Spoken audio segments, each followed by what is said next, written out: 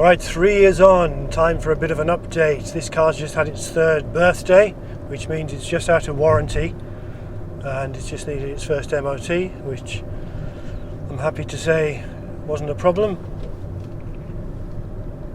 So what's it been like owning this car for 3 years? Well, in one sense there's not a lot to add to what I've said about it before. The niggles this car has continue to be the ones reported pretty much from the start. Notably it's got very low first gear.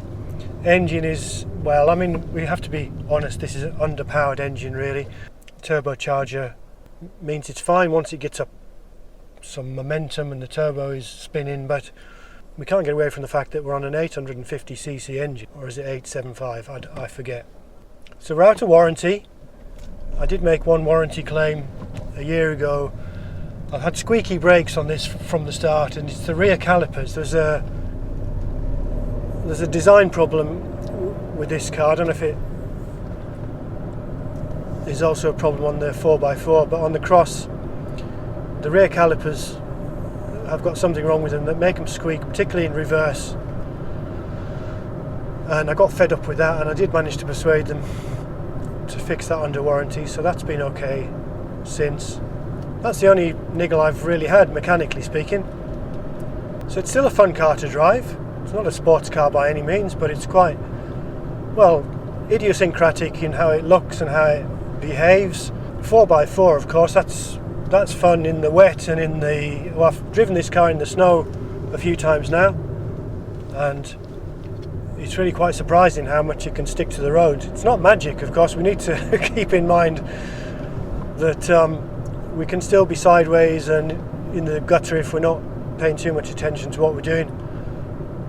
And I have to say as well, the tyres, even just in the wet on roundabouts, these are not the grippiest tyres in the world. They have lasted well. I've done 12,000 miles to date, more or less, and the tyres have still got a fair bit of tread left in them. And I think that's because they're quite a hard compound, and the downside of that is they don't stick very well, particularly in marginal conditions. So you might shop around to get a better fit for your kind of driving. So you'll hear a lot of advice that really you shouldn't pay too much attention to in forming a purchase. And the sort of thing I'm talking about, people will tell you the TwinAir engine, or it's very tight and it loosens up after this many thousands of miles. That's nonsense to me. It feels exactly the same after 12,000 miles as it did after 100 miles.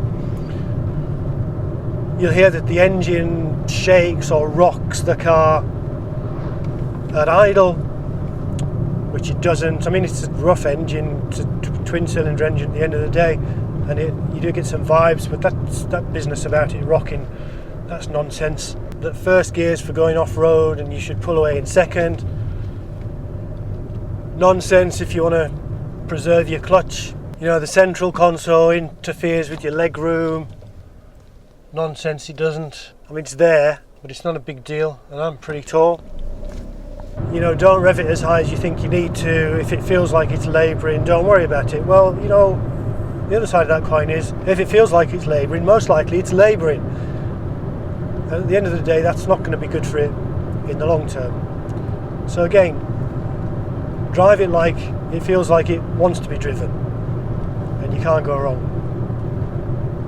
There's a story going around that the TwinAirs have a switch of some sort on the clutch that interferes with your driving, and that you absolutely must disconnect it before doing anything else. That's nonsense. There's nothing wrong with the clutch on this car, and so on.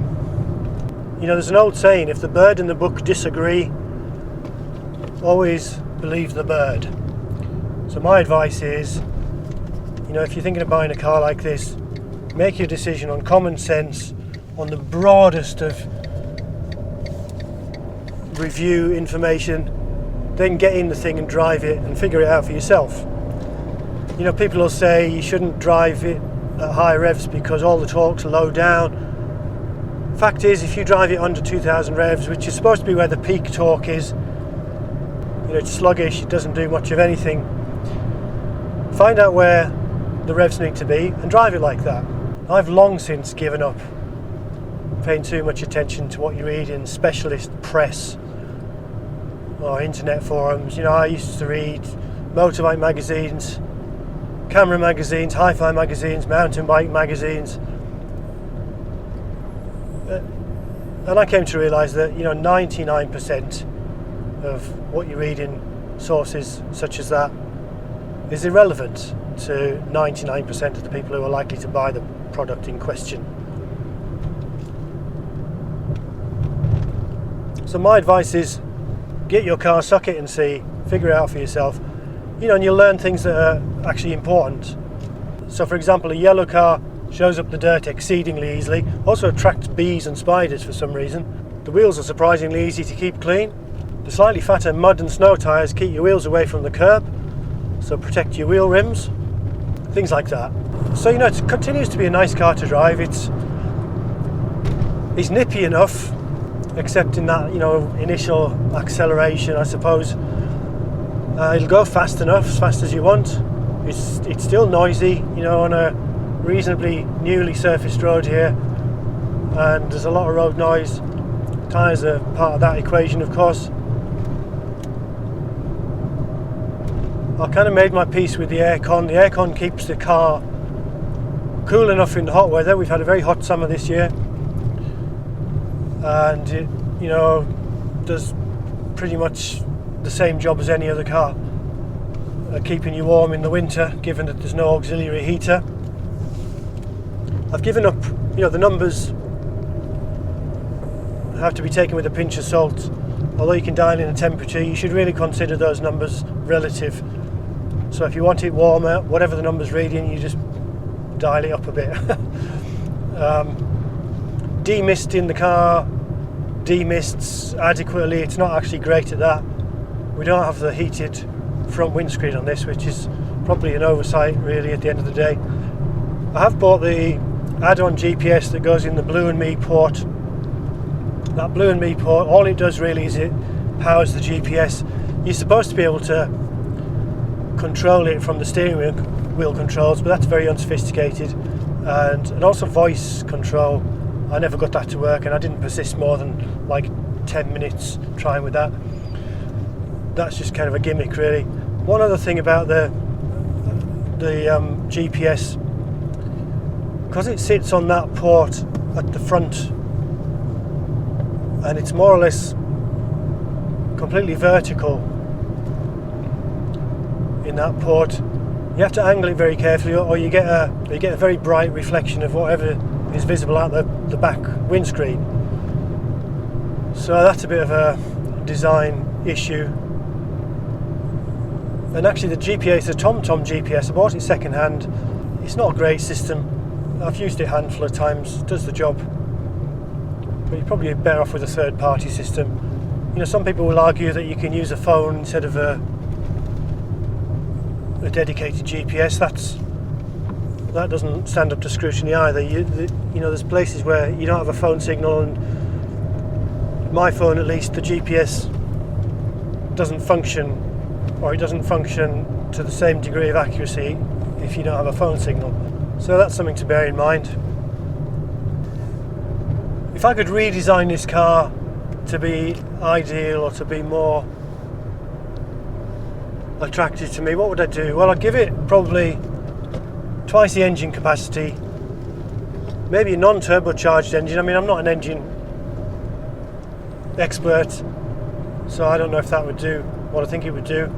You know, what I'd hope it would do is to give us more power off the line and less, you know, of that, I don't know if you call it turbo lag, where we need the turbo to be spinning up before the torque really kicks in. So a bigger engine, certainly.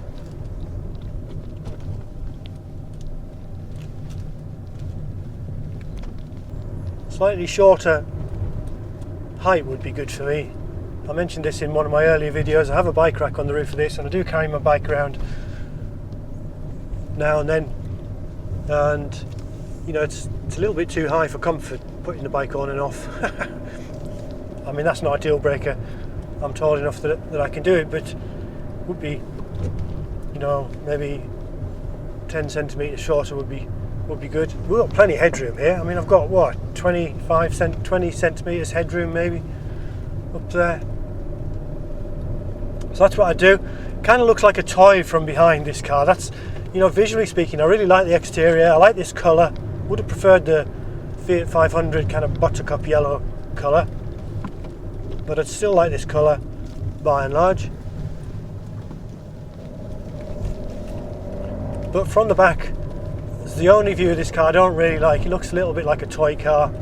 I mean, that can be an advantage. People will try and take the mickey and, you know, overtake you on the inside, or, you know, just generally speaking treat you like crap, but and then they're quite surprised when you challenge them, so maybe that's a bonus, an asset, I don't know. Oh, there's a squirrel right in the way. Come on, squirrel. It's starting to rain as well.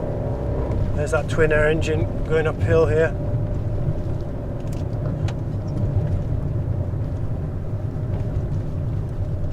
Apart from that, what else would I redesign? Well, the 3/4 visibility to the front, left and right, is quite limited. You know, there's a big triangular door pillar in the way. I would like to redesign that out if I could. In terms of economy, I don't keep any records of the miles per gallon, but actually we should be able to get a figure. I never reset the trip meter, so let's have a look. Trip distance A. So over the last 7,732 miles, the average consumption is 37 miles per gallon. That's not too bad, given that most of my miles are around town, and I don't use the stop-start either. So 37, and I don't ever drive it on eco mode. Why would you do that? You know, why would you pay £15,000 for a car with four-wheel drive and kind of nippy,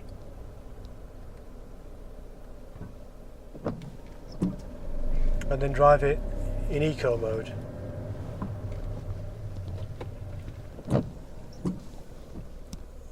But you know, cars these days, miles per gallon, economy, that's not what it's about. It's about emissions. And actually, in terms of emissions, this is one of the the last Panda Cross 2016 that sneaked in to the £30 per year vehicle excise duty bracket.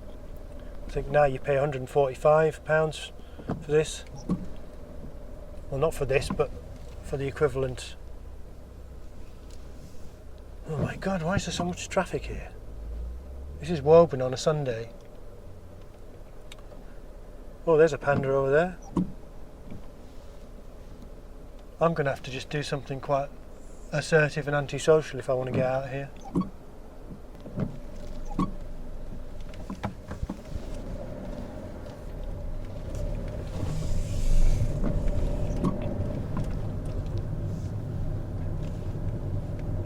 So it's all on vehicle emissions, CO2 and all of that,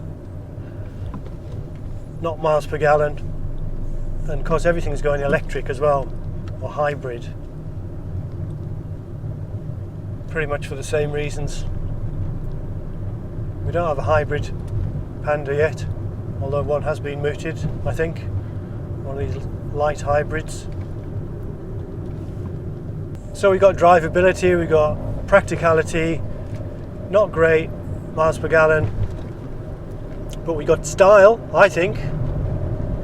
We've got certainly got exclusivity. There's one other Panda Cross that I see routinely, and it's also a yellow one, and it's based not far from me, but that's the only one. And I've probably seen two others in the wild, maybe three, in 3 years. So we've certainly got exclusivity. There is a thing called the Panda City Cross now, which looks the same, or looks very similar, and it can be made to look identical if you buy the right add-ons, although it doesn't have four-wheel drive. But again, I haven't seen many of those either. So exclusivity certainly, and I just think it looks cool. Except from the back, as I've said. It's got a really small boot, as you'd expect. It's a pretty tiny car at the end of the day. That boot is slightly less than a metre wide, as I discovered when I tried to put something that was a metre wide in there and weighed 35 kilos. So, you know, we're not going to be carrying enormous volumes of luggage in this. Rear legroom, I've had people in the back of this car. It still drives okay with 4 people in, or 3 people in. Maybe we've only had 3 people in, but you do have to choose who sits where, because you have to balance the front and rear legroom. Not had any punctures on this to date, which maybe is another shout out for those quite tough mud and snow tyres. Remembering we do have the optional jack and spare wheel on here rather than the tyre, well, the presumed tyre repair kit, but you know, actually I'd call that a tyre write-off kit.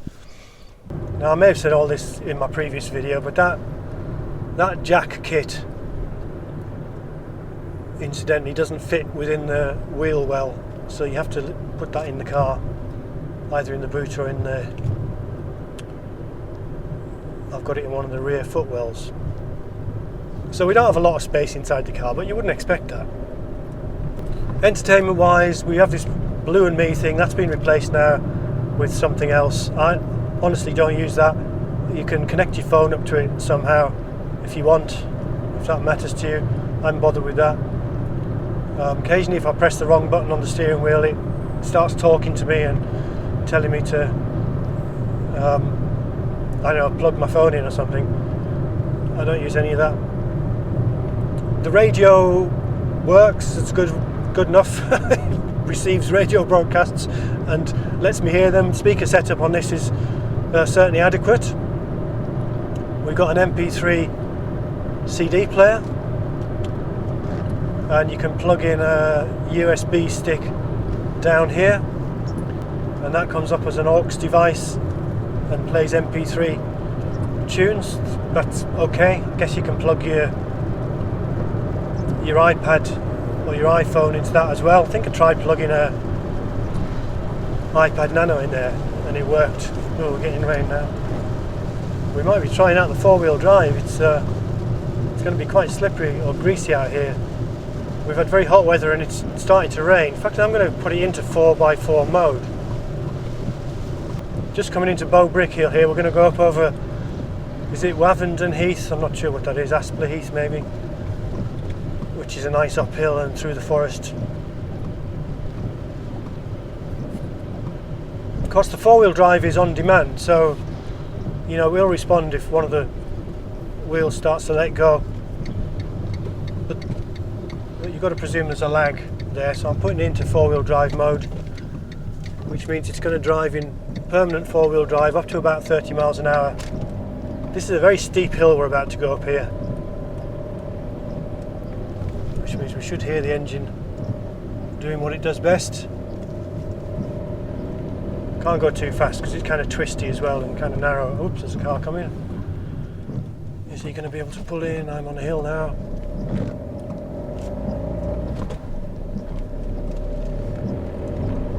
So we're on a 1 in 8 hill, second gear, and that's pulling like a train.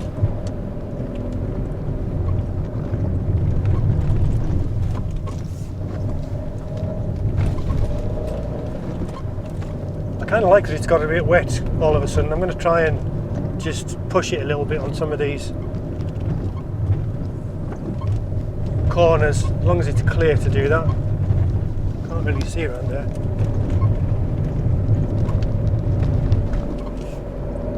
Actually, it's quite dry up here under the trees, so.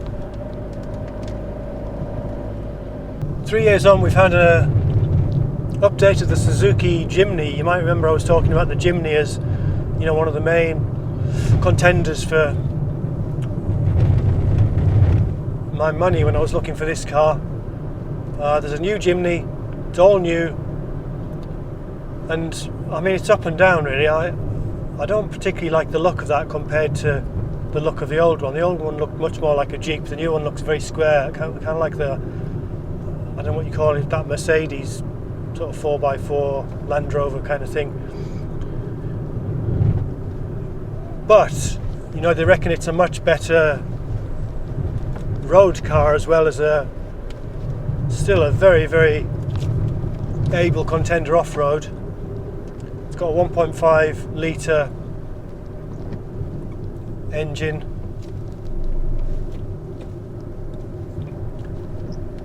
but I mean the real downside to that is I don't think you can get one at the moment. It's only been out, I'm not sure, less than a year I think, maybe even 6 months, and there was a huge long waiting list when it came out. Don't know what it costs, probably comparable to one of these.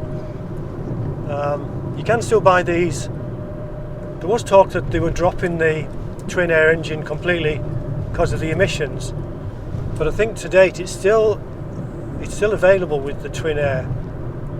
Don't think the diesel's available anymore. And of course you can buy the Panda Cross, which is styled to look like this. It's got body coloured bumpers, bash plates rather, and it's got drum brakes at the back instead of disc brakes, and it has two-wheel drive. And again, I don't think it has the TwinAir engine. It has a 1.2 litre,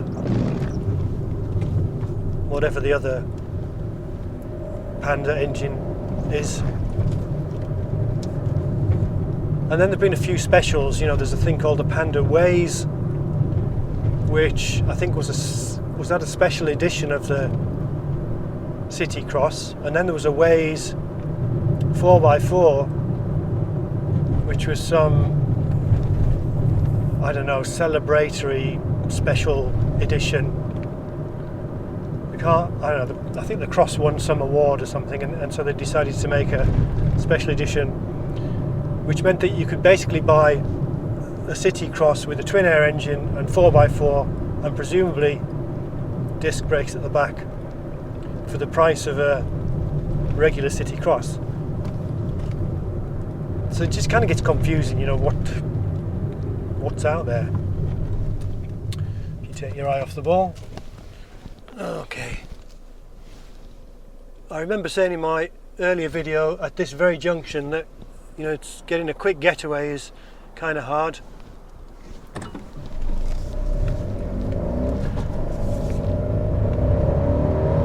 Same deal. That was me revving it in second and third. First, you know, revving it in first really doesn't get you anything. You need 2,000 revs to get a walking pace with this gearing. But if you rev it in second and third, you can get away kind of reasonably promptly. But, you know, it swings and roundabouts. Kind of would be nice if we had as you do in the Jimny, you know, have a control for switching ratios. So between, you know, you can switch low and high ratio gearboxes. I'm not really sure how that works, but that would be good if we had that. Or I suppose, you know, having just higher gearing across the board. I mean, I don't use this off-road, not really. But it's nice to know that I could do, if I wanted to, or that in the snow, you know, we can go places other Pandas can't. Just going back to this torque thing, we're going slow here because there's a bunch of people in front of me, and we're going through the deer park. I'm at 2,000 revs, 20 miles an hour. This is supposed to be maximum torque for this engine. If I let it dip a little bit and put my foot down, you know, it's not really pulling until it's going through 2,500 revs, as far as I can tell. So again, you know, listen to the bird. So all in all, this is a great all-rounder. It's fun to drive, it looks good, it's quirky, it's practical, I suppose with the possible exception of the fuel consumption and the luggage capacity.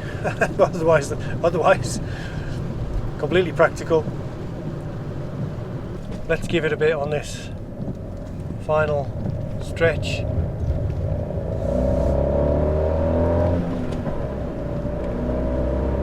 That was second, third, fourth. Need to be careful here because there's industry.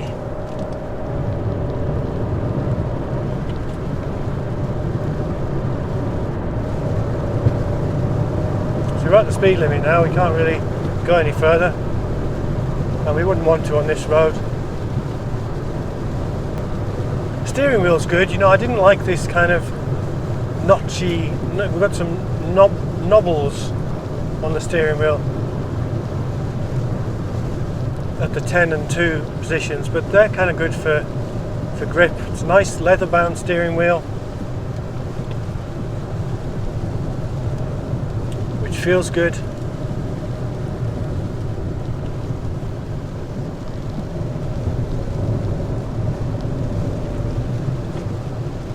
So I don't think there's much more I can tell you about the Panda Cross. You know, at the end of the day, I enjoy the car, I will keep it, and it's different to what pretty much anybody else has got, which I kind of like.